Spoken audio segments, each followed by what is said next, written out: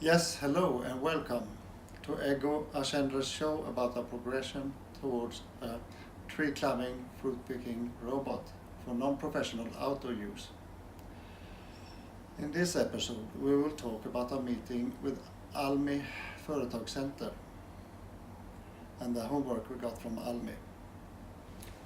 ALMI is a Swedish institute that supports companies, gives advice and loans. It's some kind of dragon's den, you can say. And I went there hoping that Ego Ascendra could get the pre-study grant. I wasn't completely turned down, but it seems that the grant will not be very big and will be quite hard to get it. Moreover, I will have to do some homework in order to get even the very small grant. But it's not the style of Ego Ascendra to tarry. So let's get down to business. The meeting at ALMI was summarized on a whiteboard. And here shows a picture of that whiteboard. I guess you cannot read it here. And it's also in Swedish. So I will explain what the summary came up with. We got the following homework from ALMI. Until our next meeting with ALMI, we will do a competitor analysis. We will make a monetization plan, determine market value and production cost, a simple sketch, a project plan, and identify the missing competencies. Let's start with the competitor analysis. The specific competition in tree climbing fruit picking robots is, to our knowledge, zero. We have to look at this in a broader scope in order to understand what the competition looks like. To this end, start with the industrial fruit picking market. There exist today robots with fruit picking abilities. Compare figure 1 and 2. And I guess you won't be able to see this very clear also from the screen. But you can surf into our website and find all the material there, and there you can get the links to these where we got these pictures from, and you can see the pictures better. Figure 1 is an industrial fruit picking robot from FF Robotics. It has image processing algorithms that can detect damaged, diseased and unripe fruits. And it's like a telescopic arm that shoots away and picks an apple with 3 fingers.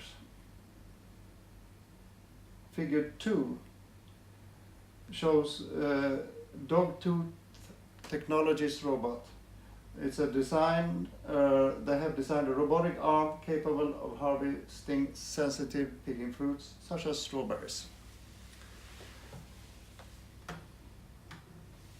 These robots are big, they do not climb, and they are not suitable for non-professional use. The thought that a garden owner would buy an industrial fruit picking robot for his or her apple tree seemed far-fetched. It would be an ugly and expensive asset for the garden owner. But what we learn from industrial robots is that fruit picking isn't an issue today. It can readily be implemented also in a non-professional robot. It will of course require some effort to do it, but it's not a novel technique. We also see the technique they use to pick apples. And we also learn that sensitive crop, such as strawberry, might be out of scope for our first model. Outdoor use is also an engineering challenge, and though not explicitly stated in our mission, our robot should also have some durability. A customer that buys our robot certainly expects it to last a couple of years. The market for toy robots, in my opinion, falls short in this respect. The toy robots are usually intended for indoor use, and they are not built to last. Then we have the market for garden products. For example, the automatic mower. Compare figure 3.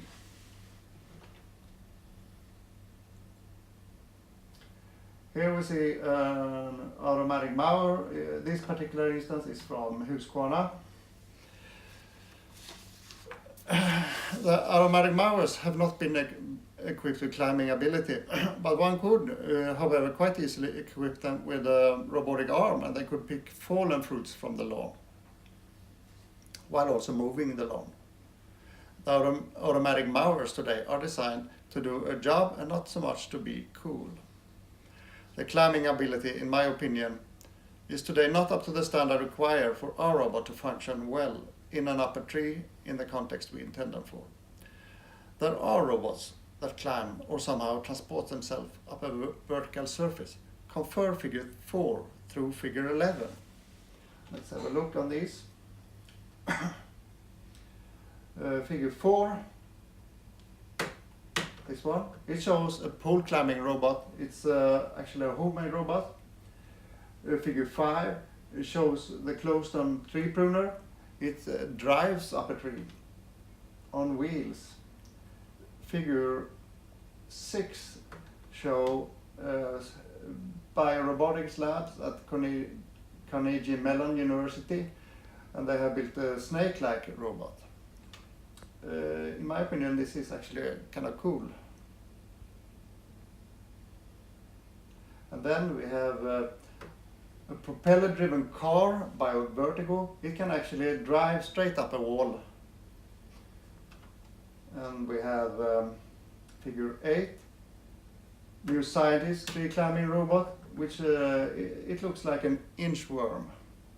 Figure 9, Boston Dynamics Rise. Boston Dynamics robots can climb up a vertical wall, and then when it reaches the top, it can fold over to a horizontal surface. Figure 10, this is a robot based on suction technique. And figure 11, this is Stanford's StickyBot. It climbs by adhesion by Gex-hidden technique. This list of climbing robots is not exhaustive, but it is, however, believed to cover the techniques implemented for climbing robots so far. Monetization plan. Well, the idea is for Ego Ascendere to monetize on showing our progress on episodes in social media. We have made some calculations, and we expect it to be able to sustain at least one person on this. You can look up the numbers in our website. And we have also made estimates on how many viewers there could be.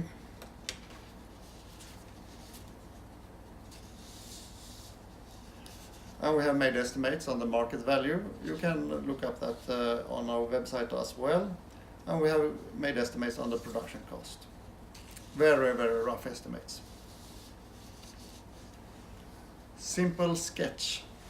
Figure 9 shows our first vision on how a tree climbing fruit picking robot could look like.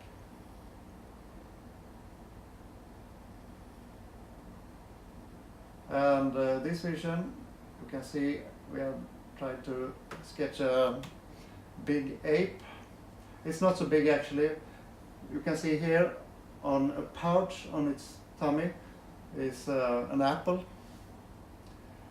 So we can compare our monkey robot with this apple. The apple should have a diameter less than 100 millimeters and weigh less than 200 grams. The joints, they have to be protected in order to prevent entangling in the twigs and branches.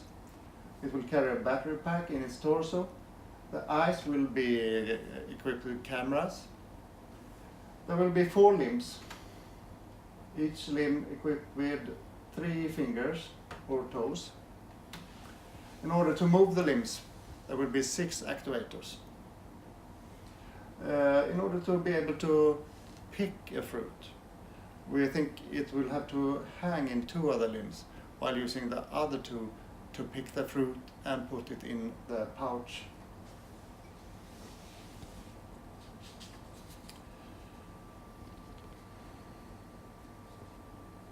And project plan. Well, it comes down to how many viewers, paying viewers and investors we get. The least possible would be just enough to sustain one person, that would be me. And we would progress very slowly, but it would be possible to progress.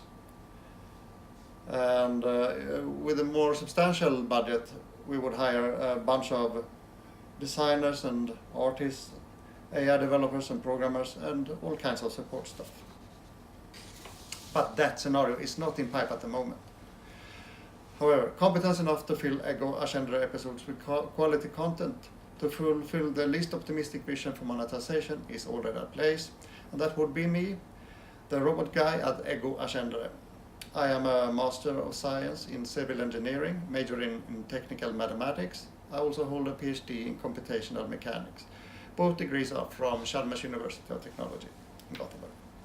I've been working in the industry as a consultant in CIE since 2002, and I just love to work towards a worthy goal. Conclusion. We think we did our homework we got from ALMI, and we are looking forward to present this material at ALMI at our next meeting. Share your thoughts in the comment section below, and don't forget to hit the like and subscribe buttons if you're watching this on YouTube. Visit our website www.egoagenda.com and make sure you get the right address.